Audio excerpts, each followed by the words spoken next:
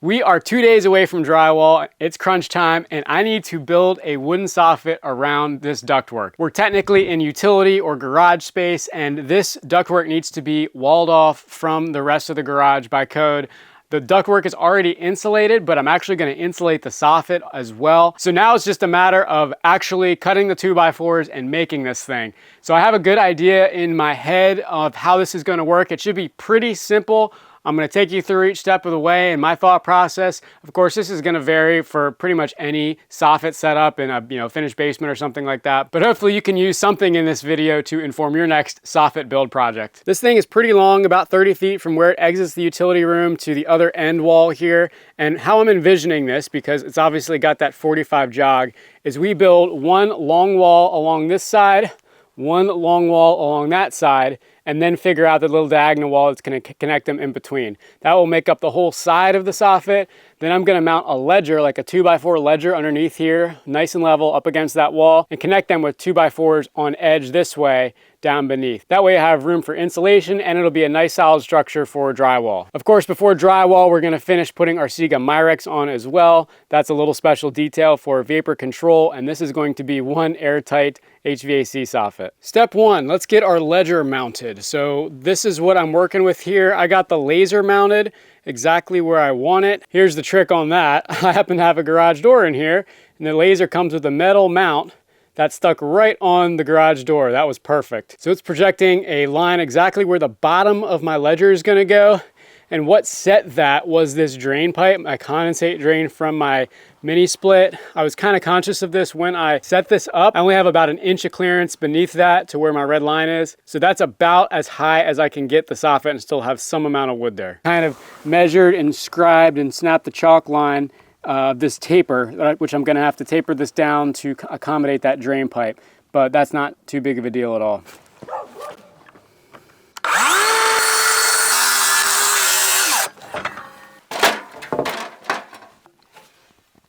The laser helps a lot when you're kind of doing this solo. Just gonna split the laser line with this guy, throw a screw in it. Okay, I think that'll work out swimmingly.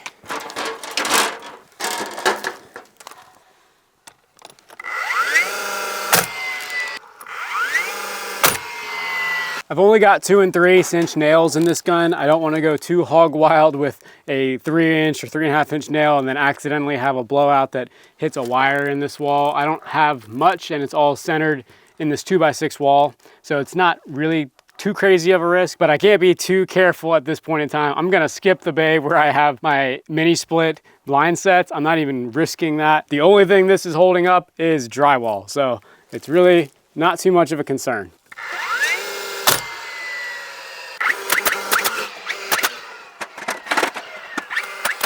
Pretty tough to beat the laser. That baby is dead on. Step two, I'm gonna build the vertical walls. I'll use my laser tape to get the length of those solo without having to try to dangle a tape measure like 16 feet. And I might build the long one in 2 sections, we'll see. It's basically just 2 little mini short stud walls, maybe 2 foot high each. I'll assemble them here on the ground or outside and then raise them up, screw them or nail them to the ceiling. Then I just gotta connect it to the ledger. 24 3/4 roughly. Let's check that in a couple places. Yeah, pretty darn close. Yep, 24 3/4 is the length of my soffit wall, or the height, I guess I should say. That's the nice thing about the tape measure. You probably can't see it, but the laser line is hitting my tape measure and I can take that reading anywhere out. The easy way would be to run it right up against the thing right here, and that works too. That's also 24 3/4. I love having that laser. It makes life so much easier. Second wonderful invention, the laser tape. I don't know how I got along for so many years without one. Elena's dad just got it for me as a Christmas present this past year, and this thing is completely indispensable for solo carpentry. Like $45 or $50 I think is all it was. Get yourself one of these if you're doing any amount of work on your house. All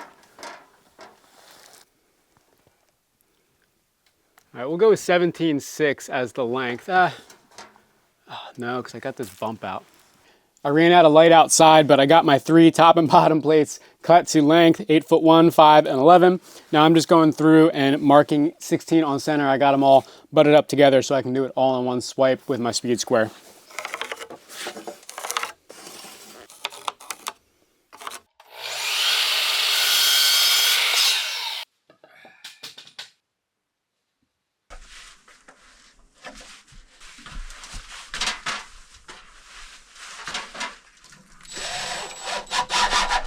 You need jam?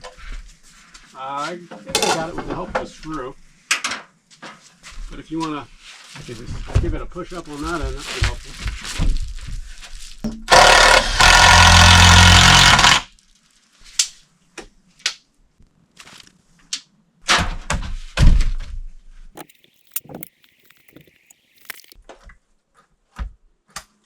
Out of nails, happens every time.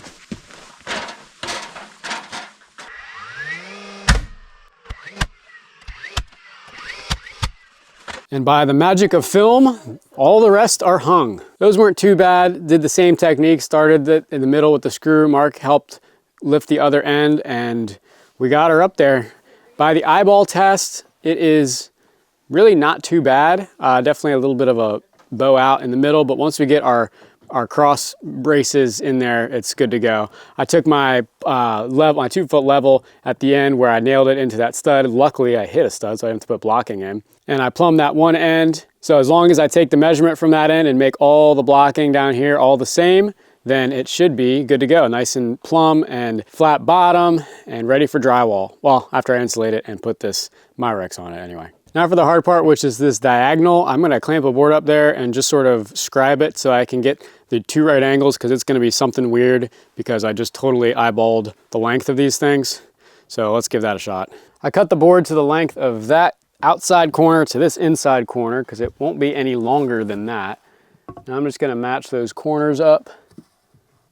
Give it a little bit of clamperoo to hold in place temporarily while I scribe this. And just give a little pencil mark on both ends.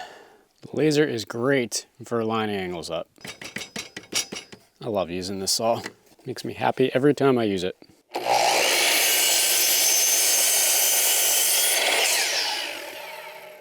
There's my parallelogram bottom plate. I'm gonna copy that onto a top plate and then build a wall. I'll have to do some weird beveling, I guess, on this last stud, or I'll have to figure that out a little bit. But this will be the last piece of the puzzle before we put the bottom on. Actually, I just had a thought. If I build that diagonal wall now, I can't adjust my parallel walls, and I know they are not perfectly parallel. So I'm gonna do my stretchers, my little bottom pieces on the 2 parallel walls first and then build my diagonal. That'll be a much better result. For the bottom pieces, I'm just cutting to the outside length of this guy, notching it out, and then it will come back and die into the ledger board. I'll just toenail it into the ledger.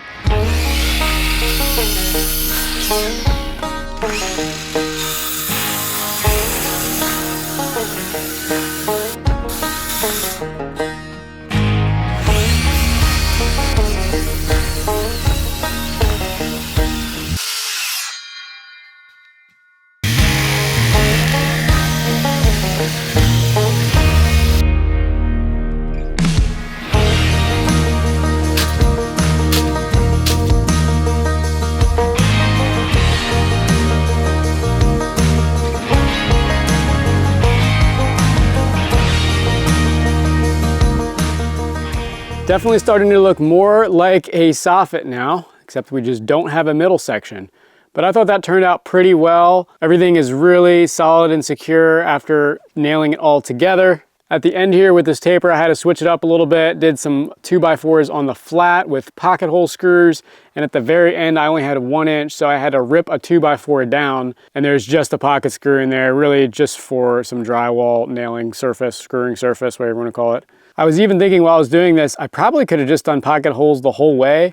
I bet it would have been about the same time as notching these all out just to drill pocket hole screws in all of them. It would have definitely used quite a bit of screws though, which are more expensive than nails. Someone called me out in one of the last framing videos I did that used a lot of pocket hole screws for framing stuff like, you know, soffited down ceiling joists in our bathroom and stuff. The comment was like it was 10x more expensive. I did do the math on it. I was just curious.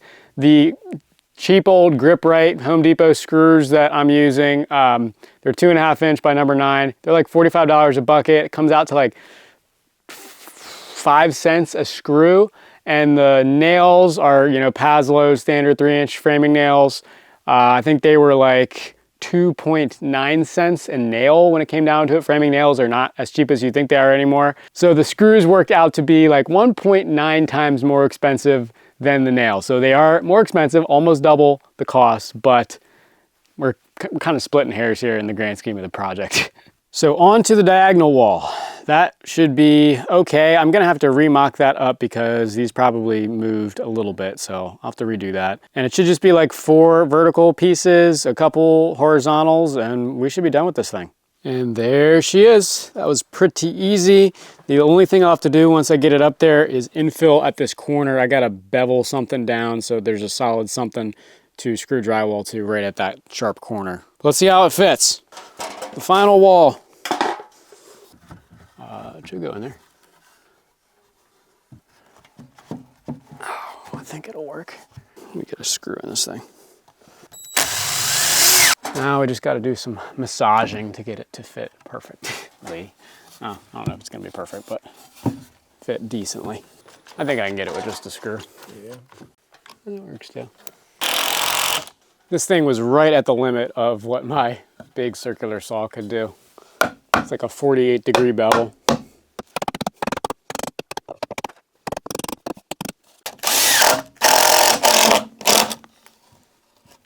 Nice.